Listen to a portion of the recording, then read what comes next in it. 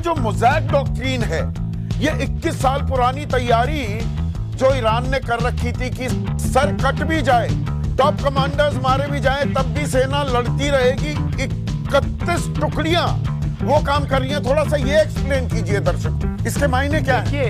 ये जो खोमेनी की जो इसके मायने ये हैं कि आप कहाँ ढूंढोगे, कहाँ मारोगे। मतलब लंबी लड़ाई चलेगी ना, मतलब आपकी जो इंडिपेंडेंट कमांड है उनको ऑब्जेक्टिव्स दे रखे हैं, टारगेट्स दे रखे हैं, उसमें गल्फ कंट्रीज इंक्लूडेड है, उसमें स्टेट ऑफ हॉर्मोज इंक्लूडेड है, उसके अंदर सॉफ्ट टारगेट्स इंक्लूडेड है। अगर बेसिस अमेरिका के और इजराइल अगर डिफेंडेड है, पूरा गल्फ तो पूरा है।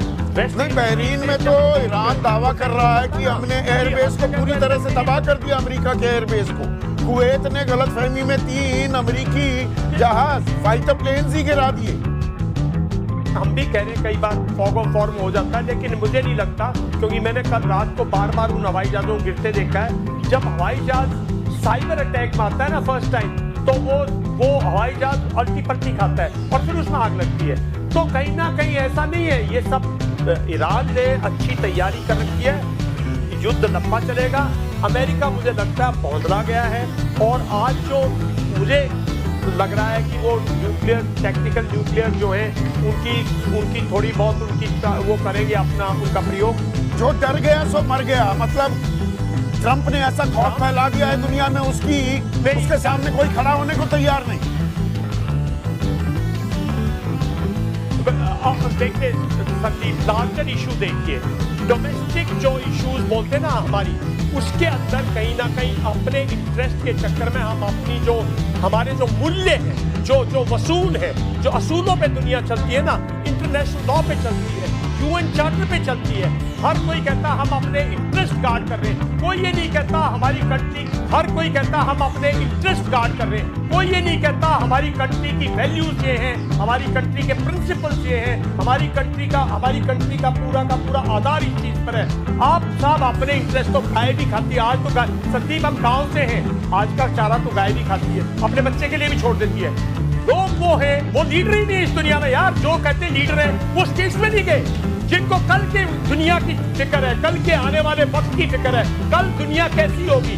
अरे साहब, ट्रंप ने पहले टैरिफ किए, सब चुप हो गए, और अब तो चाइना, तो देखिए चाइना कुछ इनडायरेक्टली सपोर्ट कर रहा होगा, लेकिन ये चाइना, रशिया भी तो आइसोलेट हो रहा है, चाइना भी तो मार्जिनलाइज हो रहा है, बाकी किसी के कोई रेलेवेंस नहीं। दुनिया के लिए मायने क्या है इसके? जनरल साहब, ये तो बहुत ही खतरनाक तस्वीर सामने आ रही है। इसके मायने क्या है लॉन्ग रन में, आने वाले भविष्य में इसके मायने क्या है?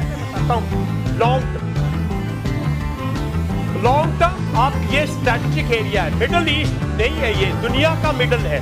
हमारी पूरी ट्रांसपोर्टेशन, एयर, नेवल, शिप, सब ये ट्रांसपोर्टेशन हब से, ये ट्रांसपोर्टेशन क्रॉसिंग है, सी लाइन है, यहाँ से कम्युनिकेशन लाइन है, एयर लाइन है, ये सब के सब पर अगर एक दिन कंट्रोल करता है, अगर ईरान गिर गया तो अमेरिका का यहाँ कंप्लीट कंट्रोल होगा, एनर्जी पे कंप्लीट कंट्रोल होगा, चाइना को मजबूर होकर रशिया से एनर्जी लेनी पड़ेगी, भारत को भी रशिया के पास दोबारा जाना पड़ेगा एनर्जी के लिए, बिकॉज फिर वो अपनी मनमानी करेगा।